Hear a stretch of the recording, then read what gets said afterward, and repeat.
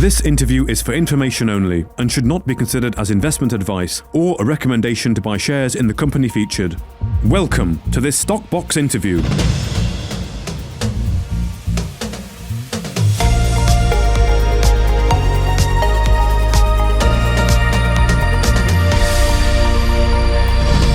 Joining us today is George Roach, the CEO of Premier African Minerals. Thank you very much for joining us again, George. How are you doing? Thank you, Mark. Always good to talk to you. A little stressed, but we're sorting that out as well. Good. Okay, I imagine it is fairly stressful. Well, we're going to catch up on the RNS that came out at the end of last week. This is, of course, on the information you received from Stark about what you call nameplate throughput and when that's going to actually happen. So, I mean, they're targeting 125% of nameplate throughput, so plus 25% by the end of the year. That's Q4. But right now, or by the end of June, you're looking at around 30%, and in September, around about 60%. So first of all, just give me your thoughts on that, because I'm sure, well, I know that investors were a little bit disappointed with that. I think everyone was expecting, first shipment news end of May, as per the agreement there with Canmax. So do you sort of share that maybe disappointment there a little bit? Oh, Mark, intensely. We took in a second small placing and I put some of my own money into it. To be perfectly frank, if I'd known it was going to go from whatever the subscription share price is to where it is now, I wouldn't have done it. And I can't, that's the best way of expressing the level of disappointment that I have. I'm particularly disappointed that there hadn't been better and proper warning, and that I hadn't faced this thing almost as a bombshell on a Saturday morning. That, I think, disappointed me more than anything else associated with it. Okay. However, it is what it is. I've called upon Stark to put it in writing, where they were going and what was going to happen, which they've done, and that's predominantly what's in the RNS. Okay. Well, it is what it is, as you say, but I mean, we are where we are. I mean, in theory, you're looking at 1,376 tons end of June, and that is the equivalent at a spodumene price of $4,000 a ton, approximately $5.5 million, and it states in the RNS that the company is making money or is profitable at that price. So it's not all doom and gloom, is it? No, it isn't. Not by a long way is it all doom and gloom. Yeah. It's interesting that the price is where it is, and that we can look at something as low a tonnage as we are and expect to be cash generative. And I think this supports the decision to do what we did and to accept the risks that we accepted in going this route. Mm-hmm. And perhaps what's happened is indicative of accepting that risk. Thank goodness for the price of spodumene at the moment, and the fact that we've got a full-blown plant sitting where it is. There's no doubt that had we completed a full-blown DFS, that the problem that Stark has got themselves into with this, that would have been foreseen and would have been avoided. But we would have been talking, or we'd be having this conversation next year. It certainly wouldn't be taking place at the moment. Mm-hmm. And I don't know where the price of spodumene will be next year. I don't know whether we would ever have got the prepayment that we got. So, we definitely wouldn't have had the plant built as we have. Yeah. Okay. So I think that there's a lot of positive, despite the disappointment of what has happened in the last week. Indeed. Lots and lots of positive. Okay. Well, if we consider that the price of spodumene stays at around $4,000, that would really mean by September, when you're up to 60%, sort of 2,359, that'll be about $9.4 million per month, considering spodumene prices stay the same. And then by the end of the year, at 125%, be about 5,000 tons a month. So again, about $20 million revenue a month, providing the price stays the same. So, I mean, the numbers there, that's good, isn't it? Oh, yes. I was making the observation to somebody, in fact, it was my CFO earlier, looking at budgets and so on, that, those are the kinds of things that absolutely make a company and make it long-term into the future and so on. I don't think there's not too many. Yes, you get it in gold every now and again. You get it with some others every now and again, but there's not too many opportunities like this. Yeah. Okay. So I think with hindsight, I probably would have done exactly the same as we've done now. Okay. Well, thank you for that. I have had quite a few questions come in from investors, so I'd say if we kind of go through them, try and keep your answers fairly short, otherwise we'll be here all day. But a lot of the concerns are around Canmax. I think the biggest thing is, are Canmax okay with the delay? Is there any way you can give a confirmation? Some people were calling, can you put an RNS out just basically saying Canmax are happy with the situation? I said in the RNS that we've always had a very good relationship with Canmax, and it's generally been good and open. We clearly are talking to them at the moment. It's clear in this time and space that availability and access to spodumene is of prime importance. Mm-hmm. Canmax is a very big lithium hydroxide and other lithium products producer. They have their association with other companies that are producing batteries, and they have various other commitments. So I think it's a bit of an embarrassment to them as a large company that they have been let down in the supply. And I think that one can anticipate something of a reaction as a result of that. So I think that one can anticipate something of a reaction, and I think that we're seeing that. But we are seeing the reaction from the point of view of how do we resolve this, and how do we continue to go forward, and how do we get our spodumene, and what do we do in terms of I beg your pardon, I had somebody trying to phone me in the background.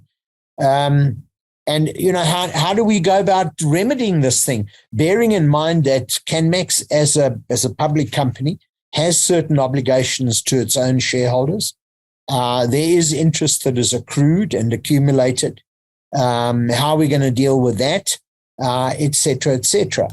I think that there's an acute understanding that even if there were to be a cancellation, there is a period of 90 days in which to make any repayment.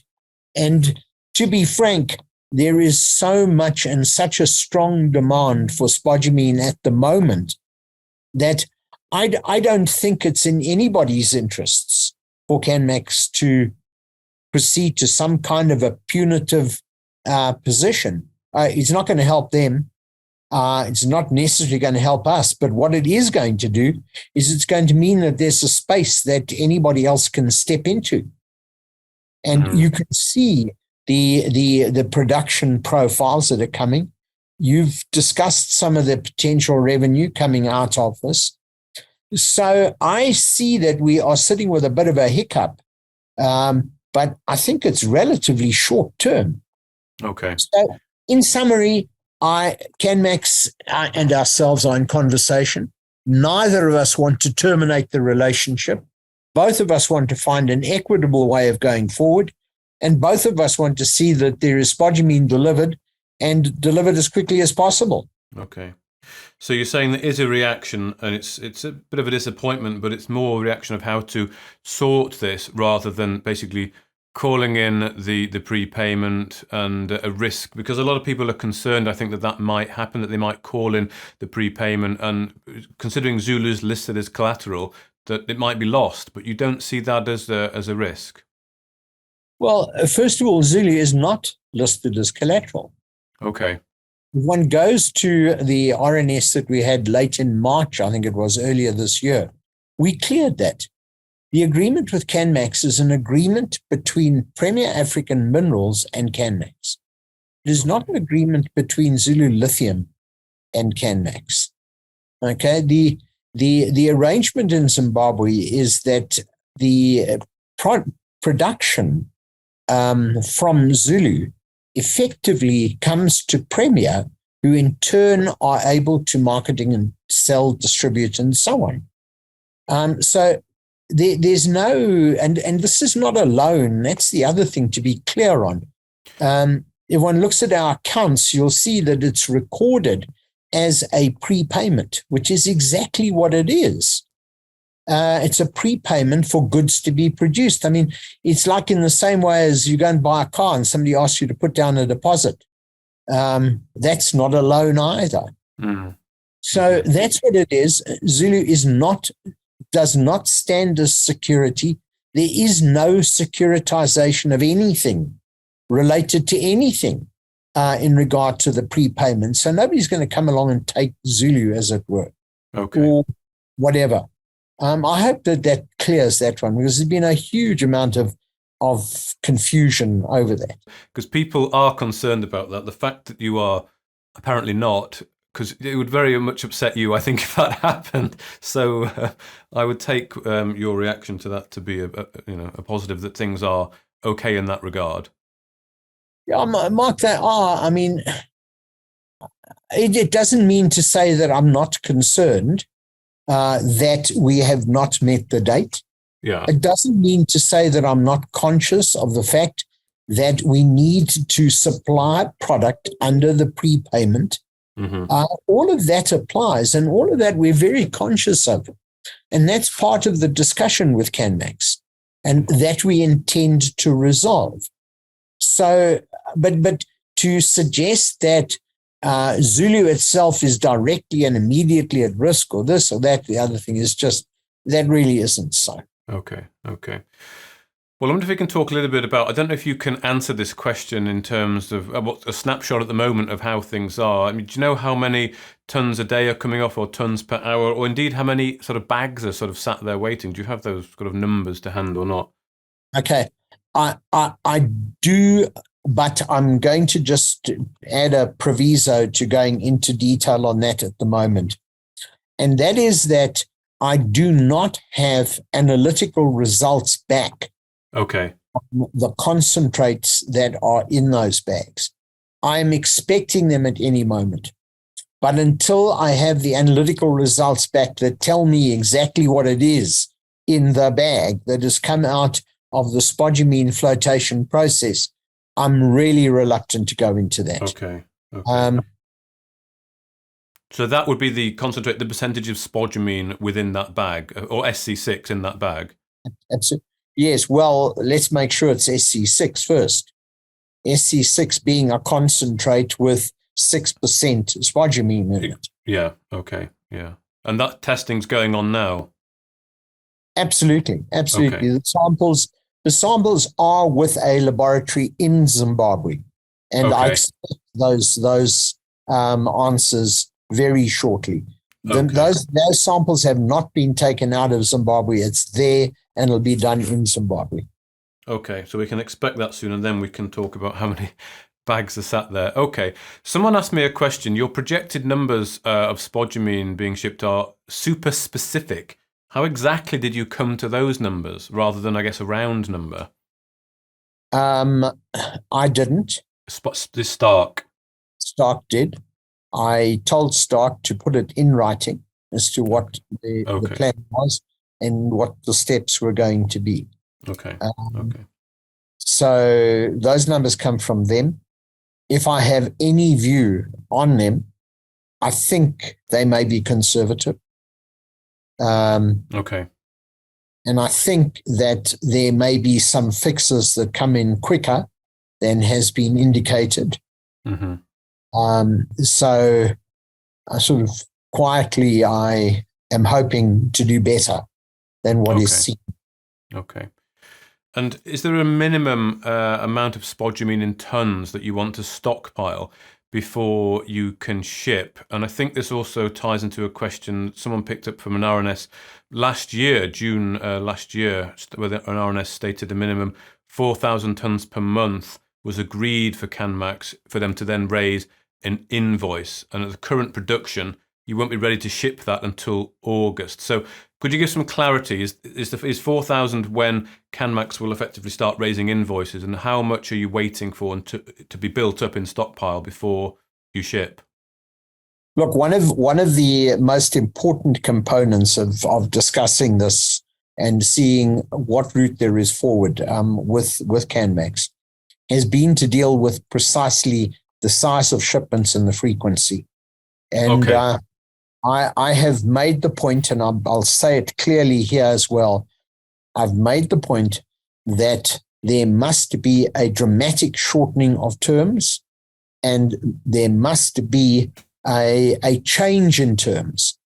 And what I've called for is that we can ship much smaller quantities, and that we can expect payment on an ex-mine gate basis against proper consignment documentation and so on, that effectively transfers ownership. So Right. Okay. that's what we're anticipating. So I personally would like to see a shipment going every week. I'd like to see between 250, 300 tons, whatever it may be, going out every week. And I'd like to issue documentation that requires payment. Okay. And I believe we'll have that. I believe that is recognized as essential to support our cash flow at this time. Right. Okay. So to support the cash flow at this time, you wanted to shorten the terms to get smaller quantities out quicker, approximately 250 to 300 tons a week. Yep. Okay. That's where I want to go. Yeah. And they're happy to renegotiate that, are they, do you think? Yes. Okay. Because they want the spodumene. Yes. Okay. Excellent. Now, someone else put in a question regarding the shipping forecast for June is higher than July and August. Is it because it includes May production, or is it because it is? It's because it includes May production. Okay. Yeah, Well, it's a couple of days in May. that answers that one. They were asking about downtime, but I remember when I spoke to Stark when I was out there that the downtime is scheduled. It's 22 days a month operational, isn't it? And that will give you the agreed amount that you originally agreed, which would be 5,000 tons per month eventually. Yeah. Okay. Yes, I might say that in the plant there are a couple of things that have become apparent, and the first is that the crushing and ore sorting components of the plant are able to produce well in excess of the material we need to recover the spodumene. Firstly, and secondly, that the flotation section probably has some capacity as well. So once Stock gets this middle section sorted out and gets sufficient of the right-sized material through to the flotation side, I'm quite hopeful that we'll see some good results. Okay. Now, what is the likelihood that you may not reach the monthly output targets as indicated in the RNS, because previous targets have, of course, been missed, and perhaps faith with some announcements from the company is sort of been diminished now a little bit. So what could you say to, I mean, obviously you best hope you can only go on what Stark says, delivering for next month, but how confident do you feel they're going to actually deliver on that? Look, I'm conscious of this, and it is a concern. And that's why in this instance, I said to them, you put this in writing and tell me. We haven't signed over and taken possession of this plant yet. They need to hit the throughputs, the nameplate throughputs, before we're going to do that. So effectively, the operation of the plant is, we might have our own staff there, but effectively, it's their direction and management and running at the moment.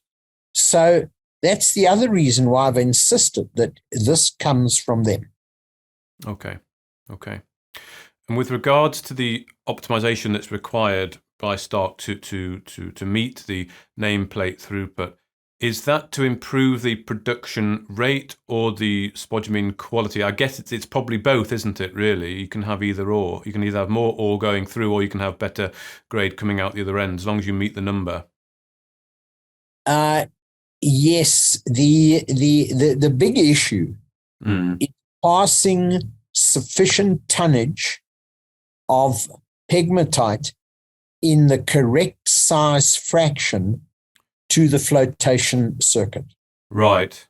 Okay. That's actually what the problem is. And that's from the mill area then, isn't it? It's from the mill. The mill discharges, and it discharges onto a set of wet screens. And the wet screens must take out the correctly sized component. The screens are under capacity, in my view, and the material that is recirculated back to the mill coming off the top of the screens has a high moisture content. And that moisture content going into the mill, even though there is fresh feed as well going into the mill, elevates the overall moisture content in the mill to a point where the mill clogs. So the mill can no longer operate as a dry feed mill. Right. Either the mill must operate in a fully wet environment or a fully dry environment. Right, but because it's got a mixture of both with the recirculation coming around. Okay, this is the problem. Okay. This actually is all explained quite well in the plant walkthrough that I did with Yaku that will be coming out in the week, I think. So hopefully that will help people understand that. That makes sense. Was this not foreseen then? Obviously it wasn't. No, it wasn't. So what needs to be done? You need to change the design, make it fully wet or fully dry, or you talked about having a second mill. Yes, there is a likelihood that that is what will happen. And that's where the extra capacity is going to come from. But this is being done in stages. And the first stage should be implemented sometime this week.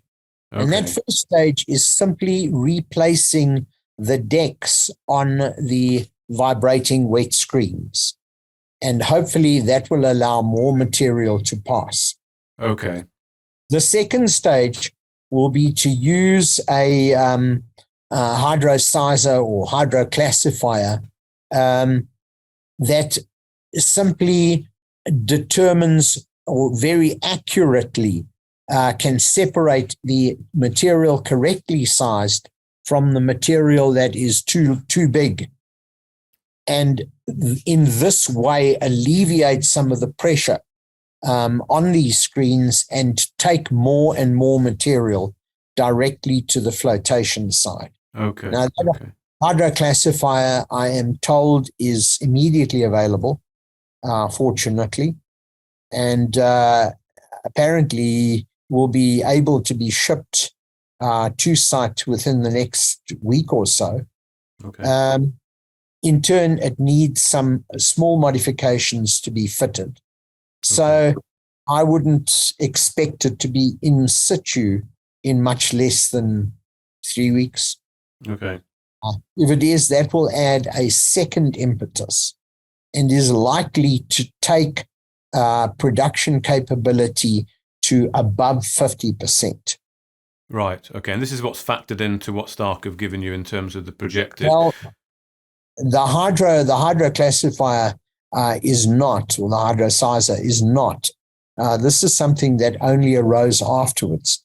Okay. So that would represent quite a big boost to the production forecasts that Stark have given, provided they get it in and get it installed and get it working.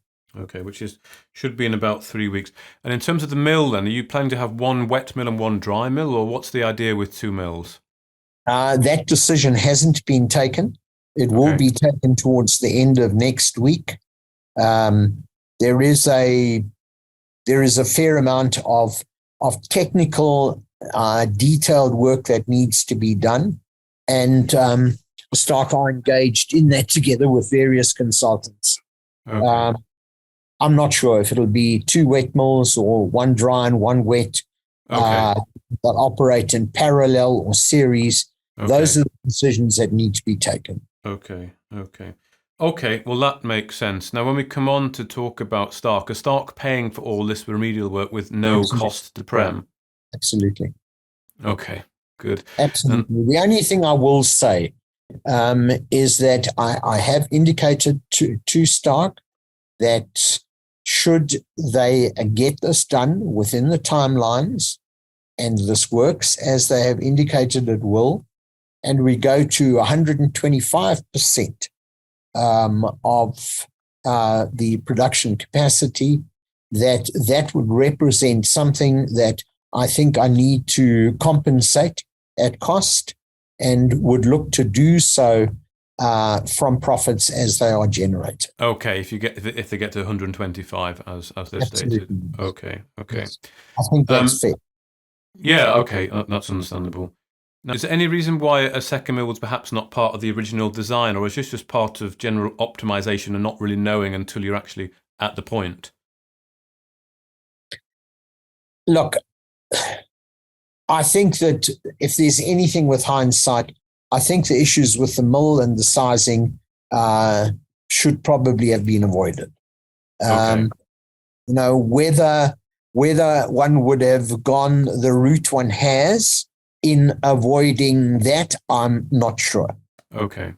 I must say that the mill we are using is an innovative mill, and it is demonstrating that the way it breaks down the ore releases and gives us a very good liberation of spodumene in a higher crystal size than was anticipated, and is in a higher crystal size than the original ANZA plan test work. Now that's a good thing, because it means that we have access to the spodumene crystal in a bigger size through the flotation circuits in effectively a minus 300 to plus 20 micron range.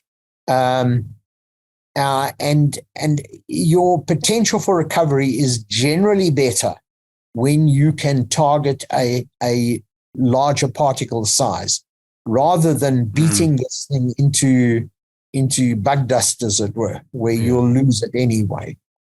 So there was some sound reasoning behind that mill. What was not foreseen was that it would not operate within certain moisture ranges.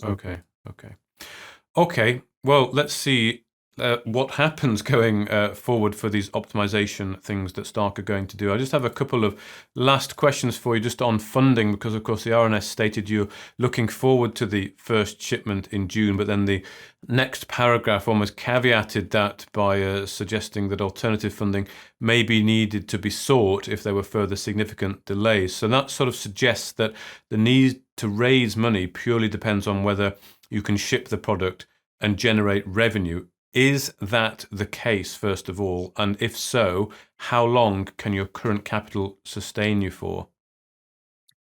Mark, we are obviously constrained, and I think that goes without saying. We've said it enough times now. The quicker we can get to production and ship something, a couple of 100 tons, and get paid for it, the better.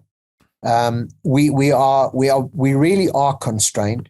It's part of the discussion that we're having with Canmax in terms of where we are at this stage, and it's one of the reasons why the indications at the moment are that, on the basis that we continue, Canmax and ourselves, that terms would be dramatically shortened.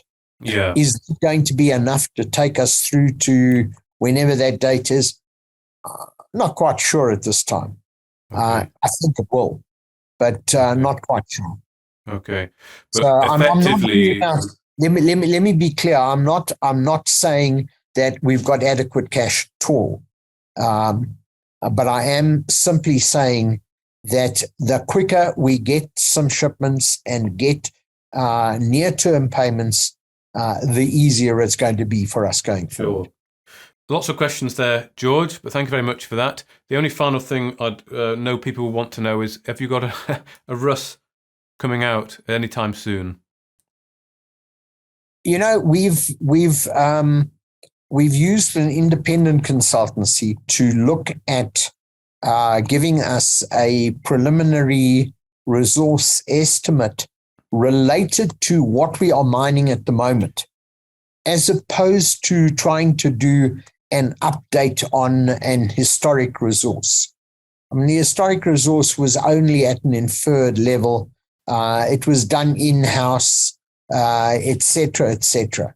Mm-hmm. So we really are looking at something that it's wrong to say it's a resource update. This is a preliminary resource estimate related to what we're mining at the moment. Down at the pit now. Okay. Yeah, and you know, I've still got at this stage, there's probably 600 plus assays outstanding. Even the assay results announced in the last RNS, that's not included in what we're working on at the moment. Okay. So it's still being worked on. Yeah, it's still being worked on. There is a discussion with between myself and our regulators in terms of what and when I can put something in a domain. I'm very keen to do so as a matter of ASAP. Okay. Well, thank you very much for your time, George Roach, the CEO there of Premier African Minerals. Thank you, Mark. If you enjoyed this interview, then give us a thumbs up, a like or a retweet.